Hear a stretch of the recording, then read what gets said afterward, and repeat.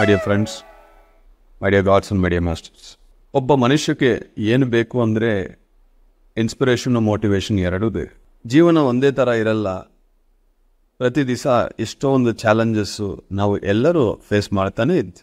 But ನಮಗೆ ಚೆನ್ನಾಗಿ ಗೊತ್ತು, ಈ ಧ್ಯಾನ ಶಕ್ತಿ ಅನ್ನೋದು ಯಾವುದೇ ಒಂದು ಸ್ಟೇಜು ಇರಲಿ ಲೈಫಲ್ಲಿ, ಅದರಿಂದ ಹೊರಗೆ ಬರೋಕ್ಕೆ ಧ್ಯಾನ ಶಕ್ತಿ ಅನ್ನೋದು ಭಾಳಷ್ಟು ಇಂಪಾರ್ಟೆಂಟ್ ಅಂತ ನಮಗೆ ಗೊತ್ತು. ಪ್ರತಿ ದಿವಸ ಬೇರೆ ಒಬ್ಬರು ನಾನು ನೋಡಿ ನಾನು ಧ್ಯಾನ ಮಾಡಬೇಕು ಅಂತ ಅನಿಸಿದ್ರೆ ಸಾಕು. ಒಬ್ಬರೇ ಒಬ್ಬರು ಅನುಭವ ಕೇಳಿದ್ರೆ ನಮಗೆ ಆ ಮೋಟಿವೇಶನ್ ಸಿಕ್ಕರೆ ಸಾಕು. ಈ ಕಮ್ಯುನಿಟಿ ಅನ್ನೋದು ಯಾವಾಗಲೂ ಬಿಡಬೇಡಿ. ಲೈಫ್ ಅನ್ನೋದು ಬ್ಯುಸಿ ಆಗ್ತಾನೆ ಇರುತ್ತೆ, ಚೇಂಜ್ ಆಗ್ತಾನೆ ಇರುತ್ತೆ. ಆದರೆ ಈ ಒಂದು ಲೈಫಲ್ಲಿ ಒಂದು ಪಾಠ, ಒಂದು ಅನುಭವ ಅನ್ನೋದು ನಿಮಗೆ ಗೊತ್ತಾಗಬೇಕು ಅಂದರೆ ಪ್ರತಿ ದಿವಸ ಧ್ಯಾನ ಅನ್ನೋದು ಬೇಕು. ಯಾಕೆಂದರೆ ಈ ಮನಸ್ಸು ಅನ್ನೋದು ಶೈನಿಂಗ್ ಆಬ್ಜೆಕ್ಟ್ ಸಿಂಡ್ರೋಮ್ ಅಂತಾರೆ, ಎಲ್ಲ ಬೇಕು, ಪ್ರತಿಯೊಂದೂ ಬೇಕು. ಅದನ್ನು ಫಾಸ್ಟ್ ಟ್ರ್ಯಾಕಲ್ಲಿ ತುಂಬ ಕ್ವಿಕ್ಕಾಗಿ ಬೇಕು ಅಂತಾನೆ ಈ ಮನಸ್ಸು ಓಡಾಡ್ತಾನೆ ಇರುತ್ತದೆ. 60,000-70,000 ಆಲೋಚನೆಗಳು ಒಂದೊಂದು ದಿವಸ. ಈ ಮೆಡಿಟೇಷನ್ ಕಮ್ಯುನಿಟಿ, ಈ ಮೆಡಿಟೇಷನ್ ಗ್ರೂಪಲ್ಲಿ ನಮಗೆ ಸಿಕ್ಕೋ ಎನರ್ಜಿ ಬೇರೆ ಎಲ್ಲಿನೂ ಸಿಗಲ್ಲ. ಇಲ್ಲಿ ಸಿಗೋ ಎನರ್ಜಿ, ಮೋಟಿವೇಶನ್ ಬೇರೆ ಕಡೆ ಸಿಗಲ್ಲ. ಕಂಟಿನ್ಯೂಟಿ ಅನ್ನೋದು ಭಾಳಷ್ಟು ಇಂಪಾರ್ಟೆಂಟ್, ಇಂಟೆನ್ಸಿಟಿ ಅಲ್ಲ. ಯಾವುದೇ ಒಂದು ನಾವು ತಗೊಂಡಿದ್ರೆ ಇನ್ನೊಂದು 10 ವರ್ಷ, 20 ವರ್ಷ, 30 ವರ್ಷ ನಾವು ಮಾಡಬೇಕು ಅಂತ ಒಂದು ಗೋಲ್ ಇಟ್ಕೋಬೇಕು. ಅಷ್ಟು ತನಕ ನಾವು ಮಾಡಬೇಕು. ಇಲ್ಲ ಕೊನೆ ಶ್ವಾಸ ತನಕ ಮಾಡ್ತೀನಿ ಅಂದರೆ ತುಂಬ ನಿಧಾನವಾಗಿ ಆ ಒಂದು ವಿಷಯ ನಮಗೆ ಅಳವಡಿಕೆ ಒಳಗೆ ಬರಬೇಕು. It has to become a habit. ಒಂದು ದಿವಸ, ಒಂದು ತಿಂಗಳು ಮಾಡಿ ಹೋಗಿದ್ರೆ ನಿಮಗೆ ಯಾವುದೇ ಒಂದು ಉಪಯೋಗ ಇಲ್ಲ. ತುಂಬ ಲಾಂಗ್ ಟರ್ಮ್ಗೆ ನಮಗೆ ಒಂದು ವಿಷಯ ನಮ್ಮ ಜೀವನದಲ್ಲಿ ತುಂಬ ಬದಲಾವಣೆ ಆಗಬೇಕು ಅಂತ ಅನಿಸಿದ್ರೆ, ಒಂದು ಹ್ಯಾಬಿಟ್ ಆಗೋದು ಕೂತ್ಕೋಬೇಕು ಅಂದರೆ ಅದು ನಮ್ಮ ಸೋಲ್ ಜರ್ನಿಗೆ ಪಾಠ ಆಗಬೇಕು. ಅದಕ್ಕೆ ಈ ಕಮ್ಯುನಿಟಿ ಅನ್ನೋದು ತುಂಬ ಇಂಪಾರ್ಟೆಂಟ್. ಎಷ್ಟೇ ಬ್ಯುಸಿ ಆಗಿದ್ರು, ಎಲ್ಲೇ ಹೋಗಿದ್ರು ಈ 11 o'clock ಮೆಡಿಟೇಷನ್ ಅನ್ನೋದು ಬಿಡಬಾರ್ದು. ಚೇಂಜಸ್ ಅನ್ನೋದು ಸ್ಲೋ ಆಗಿ ಆಗುತ್ತೆ. ಅದು ಒಂದು ಹ್ಯಾಬಿಟ್ ಆಗಿ ನಾವು ಕನ್ವರ್ಟ್ ಮಾಡ್ಕೋಬೇಕು. ಪ್ರತಿ 21 ದಿವಸಗಳು ನಾವು ಏನೇ ಒಂದು ಮಾಡ್ತಾ ಇದ್ದರೆ ಅದು ಹ್ಯಾಬಿಟ್ ಆಗಿ ಕನ್ವರ್ಟ್ ಆಗ್ತಾ ಇರುತ್ತದೆ. 21 ದಿವಸ ಯಾರೊಬ್ಬರು ಕಂಟಿನ್ಯೂಸ್ ಆಗಿ ಮೆಡಿಟೇಷನ್ ಮಾಡ್ತಾರೋ ಅಲ್ಲಿಂದ ಅವ್ರಿಗೆ ಆ ಜರ್ನಿ ಈಸಿ ಆಗುತ್ತದೆ. ಯಾಕೆಂದರೆ ಅದೊಂದು ಹ್ಯಾಬಿಟ್ ಆಗಿದೆ. ಸೈಕಾಲಜಿಯಲ್ಲಿ ಹೇಳ್ತಾರೋ 21 days ಯಾವುದೇ ಒಂದು ವಿಷಯ ನಾವು ಕಂಟಿನ್ಯೂಸ್ ಆಗಿ ಮಾಡಿದರೆ ಆ ಹ್ಯಾಬಿಟ್ ಆಗಿ ನಾವು ಕನ್ವರ್ಟ್ ಮಾಡೋಕೆ ಈಸಿ. ಒಂದು ಹ್ಯಾಬಿಟ್ನ ಬಿಡಬೇಕಂದ್ರೂ ಅದನ್ನು ಈಸಿ. ಎಷ್ಟೋ ಪರೀಕ್ಷೆಗಳು ಬರುತ್ತೆ. ಯಾಕೆಂದರೆ ಮನಸ್ಸಿಗೆ ಇದು ಅದು ಬೇಕು. ನಾವು ಮನಸ್ಸು ಒಟ್ಟಿಗೆ ನಿಧಾನಕ್ಕೆ ಹೋಗ್ಬೇಕು. ಒಬ್ಬರಿಗೆ 20 ನಿಮಿಷ ಧ್ಯಾನಕ್ಕೆ ಕೂರೋಕೆ ಆಗ್ತಾ ಇದೆ ಅಂದರೆ ಸಡನ್ ಆಗಿ ಅವ್ರು 3 ಗಂಟೆ ಕಾಲ ಕುತ್ಕೋಬೇಕು ಅಂತ ಅನಿಸುತ್ತೆ.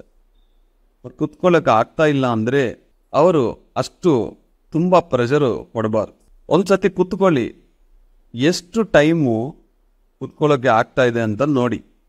ಅಂದರೆ ಒಂದೇ ಒಂದು ದಿವಸ ಮಾಡಿ ಆ ಡೇಟಾನ ತಗೋಬಾರದು. ಒಂದು 21 days ಅಬ್ಸರ್ವ್ ಮಾಡಿ.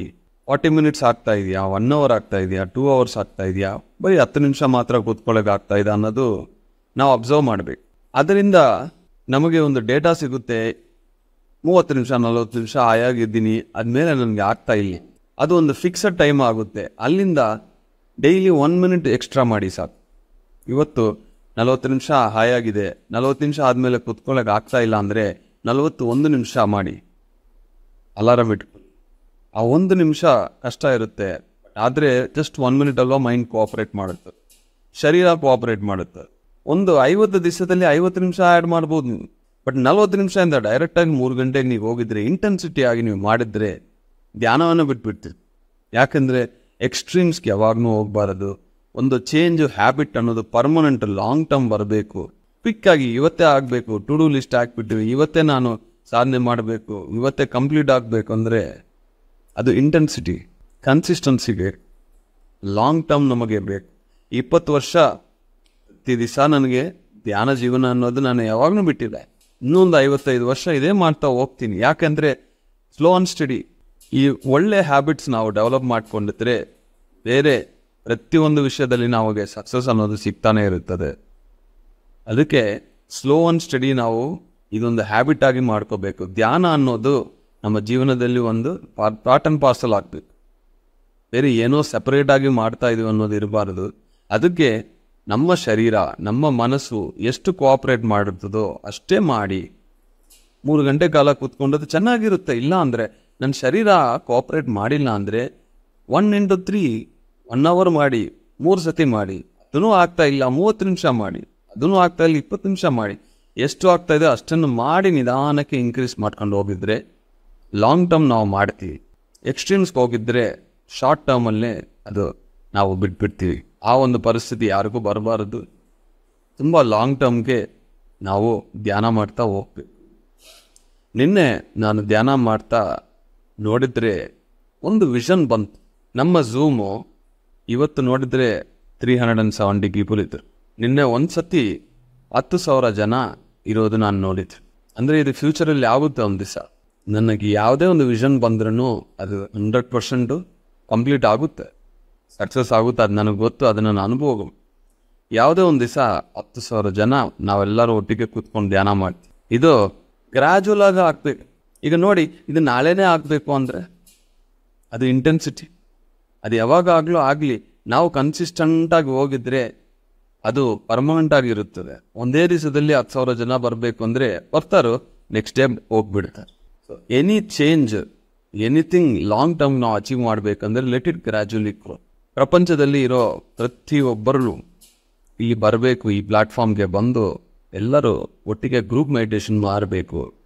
ಆವಾಗ ನಮ್ಮೊಳಗೆ ಇರೋ ಈ ತರಂಗಗಳು ಭೂಮಿಯನ್ನು ಎಷ್ಟೋ ಒಂದು ಬದಲಾವಣೆ ಕೊಡುತ್ತದೆ. ಎಷ್ಟೋ ಕಡೆ ಅಶಾಂತಿ ಇದೆ, ಅದೆಲ್ಲ ಶಾಂತಿ ಆಗುತ್ತದೆ. ಎಷ್ಟೋ ಕಡೆ ಅಜ್ಞಾನ ಇದೆ, ಅದೆಲ್ಲ ಜ್ಞಾನ ಆಗಬೇಕು. ಎಷ್ಟೋ ಕಡೆ ಶಾಂತಿ ಅನ್ನೋದು ಬೇಕು, ಇಲ್ಲ ಅಂದರೆ ಯುದ್ಧಗಳು ಬರುತ್ತೆ.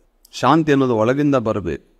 ಇಷ್ಟು ಜನ ಎಲ್ಲ ಕಡೆ ಕೂತ್ಕೊಂಡು ಪ್ರತಿ ದಿವಸ ಧ್ಯಾನ ಮಾಡ್ತಾ ನಮಗೆ ಏನೇನು ಬೇಕೋ ಅದೂ ಸಿಗುತ್ತದೆ, ಭೂಮಿ ತಾಯಿಗೆ ಏನು ಬೇಕೋ ಅದನ್ನೂ ಹೋಗ್ತಾರೆ.